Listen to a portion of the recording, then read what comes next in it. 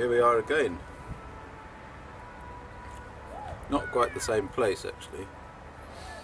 This is a different place. This is the Canal de Briare, and I'm heading south.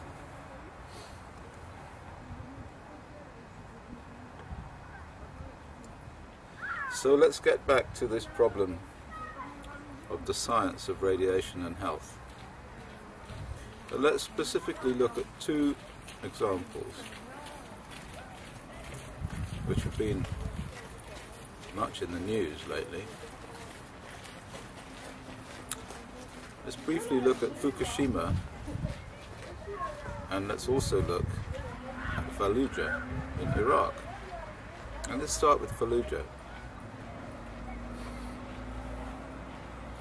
If you want to look on the internet, you will find two scientific papers that were published by my colleagues and I about the effects of weaponry used by the United States-led forces in Fallujah in 2004. You all know that there have been a lot of stories about increases in cancer and congenital malformations and infant mortality in Iraq after the first Gulf War. And many people have blamed this on uranium, and actually, as it turns out, fairly correctly. But the extraordinary thing is that nobody, no official bodies, and we have the World Health Organization, the United Nations organizations, the United States organizations, millions and billions of dollars of money spent annually on research into cancer and into research in this area of the health effects of radiation. And yet nobody has looked into, officially, the calls for help from Iraq. And in fact, insofar as anybody has done any research, they've researched the Gulf War veterans in America and in the UK, and they've come to the conclusion, without any real foundation, scientific foundation, that there's no case to answer, on the basis that uranium could not possibly be the cause of these illnesses that are being discussed. Which is quite silly really, since uranium is known to be radioactive, and radioactivity causes all of the symptoms that have been reported. Radioactivity in cancer, radioactivity in congenital malformation, radioactivity in anything genetic. Radioactivity is a genotoxin, and what do we have in Iraq? We have uranium.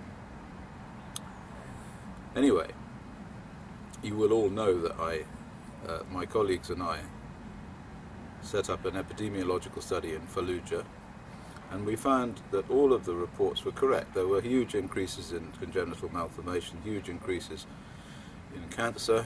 I mean, for one cancer, for leukemia and lymphoma, the levels were astonishing, absolutely astonishing, higher even than they had found after Hiroshima. And all of this was reported in the paper, but also on the TV and in fact in the media, in the newspaper media. So it's been all over the internet. Still nothing was done. No attempt was made to look for any of the causes or any of the possible causes. So we had to do that. So we scratched around to get enough money to do this. And of course I have to say that all of this stuff is done with little bits of money that are paid by small organizations, by individuals. We just about managed to get enough money together to measure uranium in the hair of the parents of the children with congenital malformations. And so the second paper, which was published this year, showed that the only possible explanation for these increases in ill health, for these increases in congenital anomalies, for these increases in cancer, was uranium. But not depleted uranium in this case, enriched uranium, slightly enriched uranium. So it raises a lot of questions about what kinds of weapons are being used.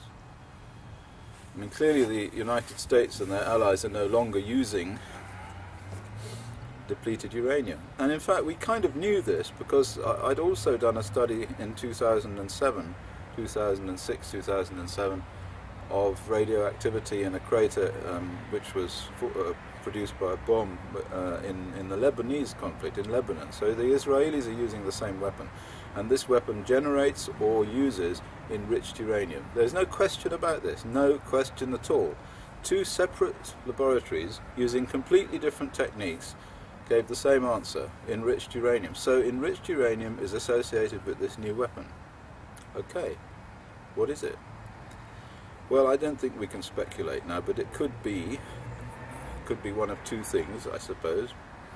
And I've mentioned these in various programs and writings. One, of course, is an entirely new weapon which produces enriched uranium, and this is a sort of tactical neutron bomb, small thing. This is a bit far-fetched, but not impossible. And the other one, of course, is that the United States and its allies are just getting rid of enriched uranium from warheads in decommissioned nuclear warheads, in order to just cover their back in terms of analysis. And I have to say, in all of this, it's been extremely difficult to get anybody to analyze this. And this is, in a sense, the thread of what I want to say, because this brings us to Fukushima. Now, in Fukushima, there is no argument about the fact that there's radioactive contamination, huge amounts of it all over the place. In fact, I was sent one sample recently by somebody to analyze, and I sent it to the laboratory. I did some analysis in my own lab, but I sent it to the laboratory in England that I use, which used to be the United Kingdom Atomic Energy Authority laboratory at Harwell, although it's now made itself independent, supposedly. And they wrote to me and they said, oh, well, you know, we're going to report you, or we may report you for sending material through the mail that is radioactive. Of course, people in Fukushima are living with this stuff. This particular sample came from just outside the flat, from the roof of an apartment where a small family were living with a little baby. So much for that. So see, on the one hand they say that this stuff is dangerous. On the other hand, of course, the people of Japan are being told that it's not dangerous. They're saying in Japan, oh well, there's no problem, you can live with this stuff, the dose that you're going to get is very low, you know, it can't possibly cause any health effects, and so forth. So that brings me back, of course, in a full circle to my original point, which I made when I last spoke to you from this boat about a year ago. And this point was that the risk model and the health effects of low doses of internal ionizing radiation are the biggest public scandal of human history. And everybody will suffer as a result of this cover-up by the nuclear lobby and by its friends in high places. And in fact, I have to tell you, at the moment there is some evidence that it has very, very powerful friends in high places. One of these, for example, the ex-head of the International Commission on Radiological Protection. This is the outfit that created this risk model that says everything is safe. This man is now the medical officer of health for Sweden. Isn't it astonishing? I mean, it would be a laughing matter if it weren't so tragic. I don't know quite what one has to do in order to penetrate this sort of glass barrier between the truth, the scientific truth, and now what we see is that the published evidence in scientific papers, in peer-reviewed papers, between this barrier and the people who actually make policies in this area. It doesn't seem possible to break through. What does one have to do? How many bodies have to be floating down rivers? How many people have to die before somebody will take a notice? I mean, what we saw in Iraq is that millions have to die, and nobody took any notice at all. The World Health Organization, what is the meaning of the World Health Organization? Can it have any meaning at all if it's not interested in the health of people in the world? And yet the health of people in the world is being completely destroyed and utterly smashed, and the genome of the human race is being torn into little pieces by these releases of radioactivity all the time, coming from nuclear power stations, and now, of course, coming from uranium weapons and these accidents like Chernobyl and like Fukushima. And no money is put into research into this at all. The only people that do research into it are people like me, nutcases living on boats with no money, with little bits of sums that get paid by individuals from Sweden, from Spain, It's a nightmare. Or as in French, cauchemar. Anyway, I'm tired of it all, you know. I'm tired of working and working and working and working on all of this, and not really being supported, running out of money, being attacked, being told that I'm some sort of snake oil salesman now, because I suggested that people should take calcium tablets in order to try and block access of the uranium to their DNA.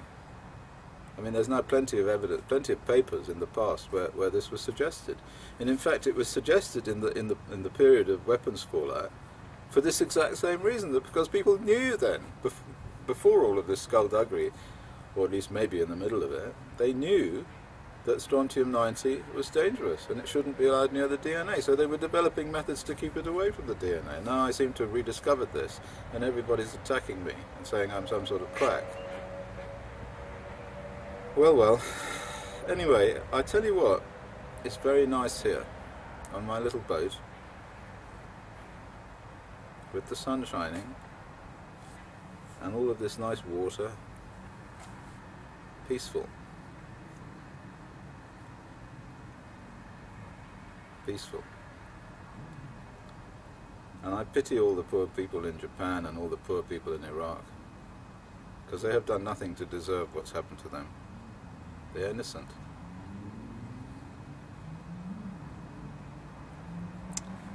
Well, thank you very much for listening, and I'll talk to you again sometime.